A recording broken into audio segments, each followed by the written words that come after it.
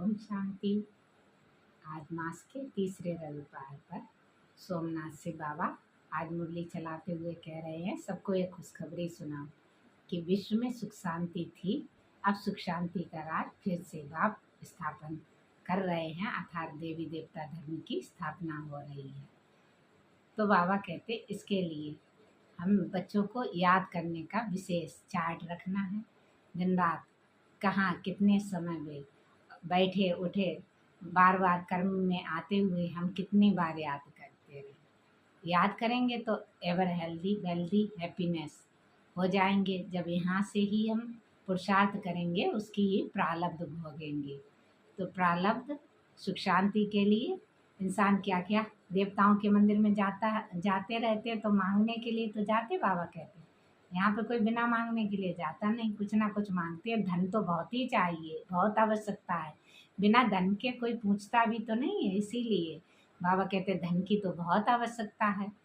तो इस धन के लिए बाबा कहते हैं किसकी दबी रही धूल में किसकी राजा खाए, और किसकी चोर चुराए, और सफल वही जो धनी के नाम लिख जाए। अर्थात जो कुछ है हमारा वो हमारा नहीं है, बस बाबा का है। तो हम ये कहते चले कि बाबा आप ही तो करा रहे, आप ही ने ही तो कराया, आप ही तो निमित्त हो, आपने ही हमको बनाया है, तो आप ही तो करो। रचना किसके आधार पर चलेगी? रचना रचयिता के आधार पर चलेगी। जो वो चाहता है उसी के आधार पर चलना ही हमारा जीवन। तो बाबा कहते हैं जीवन में सुख शांति कब होगी? दुख अशांति का कारण अपवित्रता है, सुख शांति के जननी पवित्रता है। पवित्रता ना होने के कारण हम दुख अशांति में आते हैं। इसलिए बाबा कहते एक नंबर का क्या है? जो हुआ वह अच्छा हुआ, मतलब जो भी पास्ट बीता वो अच्छा। एक फुल स्टॉप हर बात में लगाते रहो, जो हो रहा वह भी अच्छा, जो होगा वह भी अच्छा। हमारे लिए सब कुछ अच्छा होगा, क्योंकि हमने हाथ ही सर्वशक्तिमान बाप को दिया है, तो अच्छा से अच्छा होगा।